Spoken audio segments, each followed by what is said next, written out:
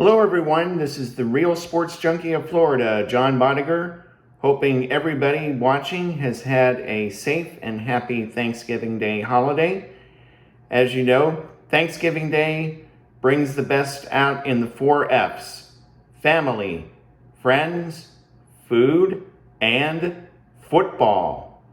And traditionally, 2 NFL teams always play their games for this coming week on Thanksgiving Day. One of them was the Detroit Lions, who played host to the Buffalo Bills. The Buffalo Bills prevailed 28-25, featuring 2 of my fantasy players. Gabe Davis gave me 7 fantasy points, and the Buffalo defense yielded 21 points for my fantasy team. The second game did not feature any of my fantasy players, but it involved the Dallas Cowboys, who played host to the New York Giants in an NFC East divisional game. And the Cowboys prevailed 28-20.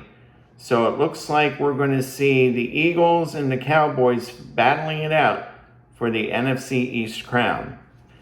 And then the nightcap game featured the New England Patriots and the Minnesota Vikings. The game was in Minnesota. The Vikings prevailed 33-26, and that game featured Ramondre Stevenson, running back for the New England Patriots. He's on my fantasy team. He gave me 21 points. So far this week, I'm leading in my fantasy game 49-19, and so far I've got a 7-3 record. There's no team that has yet clinched the playoffs in my fantasy league as of yet, but at the end of week 12, we will see whether or not I will clinch the playoffs for sure. And of course, with Thanksgiving Day comes Rivalry Week. This tradition in the world of college football. Some of the big names in college football rivalries include the following.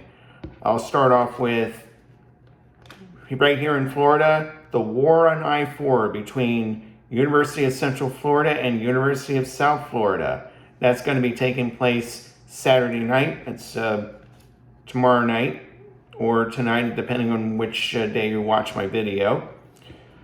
Kansas and Kansas State. Texas, Tennessee, and Vanderbilt. Let's see, who else we got? South Carolina and Clemson.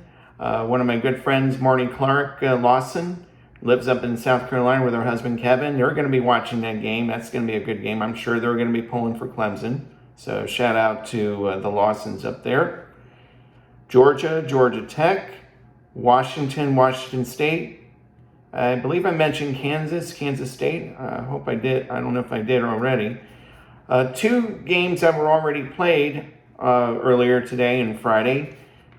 North Carolina State and University of North Carolina, with the Wolfpack prevailing 30-27 in overtime.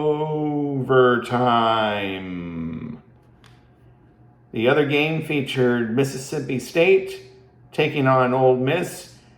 Shout out to one of my high school friends, John Martina, a Mississippi State graduate, I believe.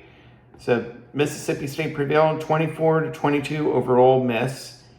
And earlier, another intrastate rivalry game, which is well known across the nation, Florida and Florida State. Florida State won 45-38. So those are the games that happened so far. And of course, the big one, the granddaddy of them all, there's 2 big games that I've always liked to focus on. One of them is the Iron Bowl between Alabama and Auburn.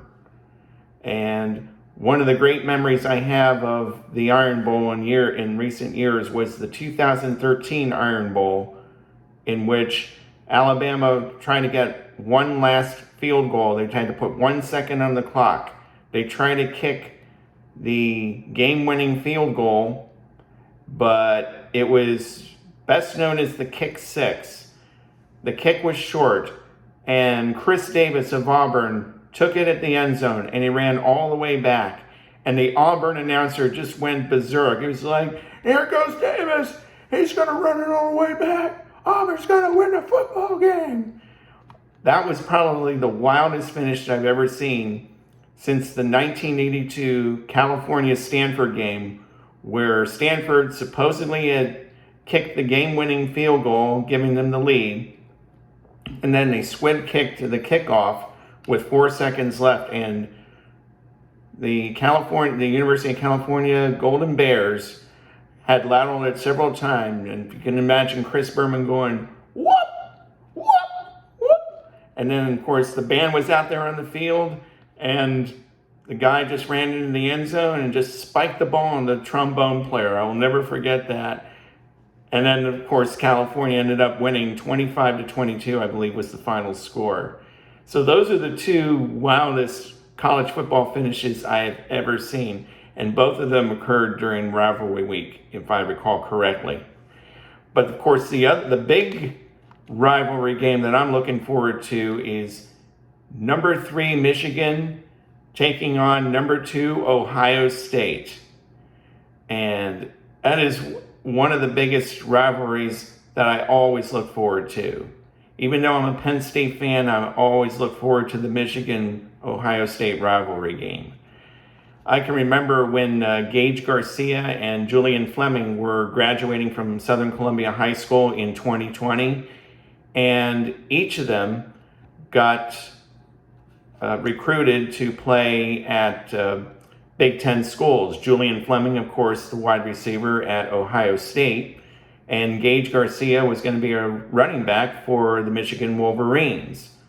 Well, unfortunately, their freshman year was the year that COVID hit and abbreviated college football seasons everywhere.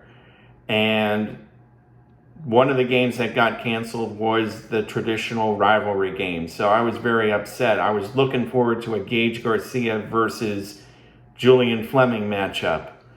And to make matters worse, Gage Garcia, who was going to play football and wrestle for Michigan, he actually didn't get much playing time, so he put himself in the transfer portal and ended up playing for, he's now playing football for Lehigh University. And he's also going to wrestle for Lehigh University as well. So big shout out to Gage Garcia for getting a little bit closer to home and now playing against my alma mater, Bucknell. So it's kind of a rivalry between Gage Garcia's school and my school as far as that goes. But one of the biggest memories that I have of the Michigan-Ohio State rivalry game was when Desmond Howard, the Heisman Trophy winner for Michigan, returned a punt all the way to the end zone. And you could hear Keith Jackson, and this play was on my Sports Junkie sports announcers contest where I featured Keith Jackson. And he says, "One man, goodbye, hello, Heisman." And back when Javon Batts was a running back for the Selinsgrove Seals back in 2013 through 2015, every time Pat O'Brien would say, "Ryan, can I say bye-bye, Batts?" I would say, "Of course you can." And I'll reply, "Hello, Heisman." And of course, when in the case of Desmond Howard, when he got to the end zone, he struck the Heisman pose, of course. Because that play was definitely a nail in the coffin for all the other Heisman candidates in terms of who's going to win the Heisman Trophy. So that was one of the big memories that I have. And of course, I've seen a lot of commercials that hype up the rivalry week. And you can find that on my YouTube channel under the playlist for rivalries. Just look for the rivalries playlist. It'll feature Michigan and Ohio State, Alabama and Auburn, and threw in a little bit of UCLA and USC as well too. But I think one of the videos one of the videos features a little baby crying when this one fight song is playing. So you can tell which side of the field she's rooting for. Now, this was an old video taken back in 2008, 2009 timeframe, but it's a classic, and I included it on my rivalry playlist. But there were some other college football rivalries that happened already. The traditional Lehigh-Lafayette game happened a couple weeks ago, and that took place at Fisher Field in the campus of Lafayette College, and Lafayette prevailed 14-11. And in that game, Gage Garcia for Lehigh had 48 yards on 17 carries. And a couple of other college football games that happened last week. Bucknell defeated Marist 24-13, which gave Bucknell their second consecutive victory. So they finished the season at 3-8. The other two victories came against Georgetown the prior week, prior to playing Marist, and arch rival Lehigh University, in which Gage Garcia scored a touchdown for the Mountain Hawks. And then last Saturday, Susquehanna, who had their first undefeated, untied season in football since 1986, they hosted their Division III first-round playoff against Utica. Unfortunately, Susquehanna did not prevail. Utica is now going to play Mount Union later on Saturday in the second round of the Division III playoffs. The final score was Utica 17, Susquehanna 10. Big shout out to the Susquehanna Riverhawks on a tremendous season. Very, very impressive. So, of course, Rivalry Week doesn't just happen in college football around Thanksgiving Day or Thanksgiving holidays. It also happens on the high school level. And a couple of games that I can recall that are very memorable include Easton, Pennsylvania versus Phillipsburg, New Jersey. The Cross River rivalry of all times. And this was the 115th meeting between these two schools from across the Delaware. They situate themselves across each other along the Delaware River. And the final score was Phillipsburg, Peaburg 35, Easton 14, giving Peaburg their first win against Easton since 2014. And another game that caught my eye was also in the Lehigh Valley, Catasauqua and Northampton. They also had their Thanksgiving Day game. My niece Allie is a Northampton Concrete Kids graduate, so shout out to Allie. And her alma mater, Northampton, defeats Catasauqua 47-13. And having lived in South Jersey for about 13 years, I do recall the big game down in South Jersey on Thanksgiving Day being between Millville and Vineland. And in that game, that was actually the 151st meeting between those schools. So that rivalry is a little bit older than the Easton-Peaburg rivalry that I always thought was the oldest high school rivalry. So Millville won that game 35-16. And turning back to high school football in my home state of Pennsylvania, last weekend we had two teams from the Central Susquehanna area, Central Susquehanna Valley, go on into state playoff competition. Southern Columbia traveled to Mount Carmel to play against the same team that defeated them in the regular season. This was at the Silver Bowl in Mount Carmel.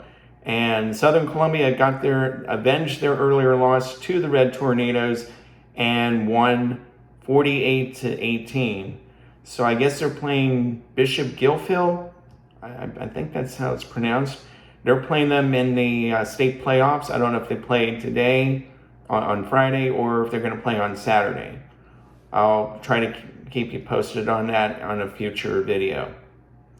The other team was the Danville Ironmen, who defeated the Loyalsock Lancers earlier in the regular season. Would Loyalsock get their revenge and take the district title? Unfortunately, when they traveled to Danville, it was the same old story. The Ironmen knock off Loyalsock 41-20. And then, of course, my Selinsgrove Seals, they took on the Jersey Shore Bulldogs up at Thompson Street Stadium on November the 10th. And, of course, Jersey Shore was heavily favored, but Selinsgrove averted the shutout this time as opposed to earlier in the season. So Jersey Shore won 35-7. And from what I heard last weekend, they lost in their first round game to Allentown Central Catholic. I don't have the score on that one, but all I know is that when the Bulldogs played the Allentown Central Catholic Vikings at Williamsport High School, Allentown Central Catholic prevailed and it went into overtime. So that was a close game. Shout out to the Bulldogs. Bulldogs and the Seals, both great teams, great season for both schools. And, of course, since my last video where I was at Buffalo Wild Wings in West Melbourne, and I was watching both the Eagles and the Phillies playing simultaneously, the Phillies did not win that game that night. In fact, they ended up losing on my wife's birthday, November 5th, to the Astros, losing the series 4-2. After that 3-run shot, my son Justin was very upset. He said, "I've seen enough." So, but although we were very disappointed that the Phillies lost the World Series, we're not really ashamed of them for them to make the postseason, much less make the World Series. I think that's a credit to the players and to the Phillies management. I think they did a pretty good job in turning the ball club around and staying focused and giving it their all. So a big shout out to the Philadelphia Phillies. Hopefully next year we'll make a return trip to the World Series and bring home the first World Championship since 2008. As for the Eagles, they defeated the Houston Texans on November the 3rd. However, on November the 14th, my brother-in-law Dan's birthday, the Eagles, like the Phillies did on my wife's birthday, lose to the Washington Commanders. And I believe the final score was 32-22. I can't recall off the top of my head, but their undefeated season came to a screeching halt. And one of my high school friends, Greg Shawley, a big Washington fan, posted it on my Facebook page, "Hail to the Redskins." And a little play on the "Fly, Eagles, Fly." It said, "Cry, Eagles, cry." So I got a message for you, Greg. At least we didn't lose to the Cowboys. And who's still number one in the NFC East? Much, let alone the NFL. Think about that. Anyway, the Eagles will take on the Green Bay Packers this Sunday night, and it'll be Jalen Hurts versus Aaron Rodgers, one of two quarterbacks who have been phenomenal in years past, but this year, not so much. The other quarterback being Tom Brady of the Tampa Bay Buccaneers.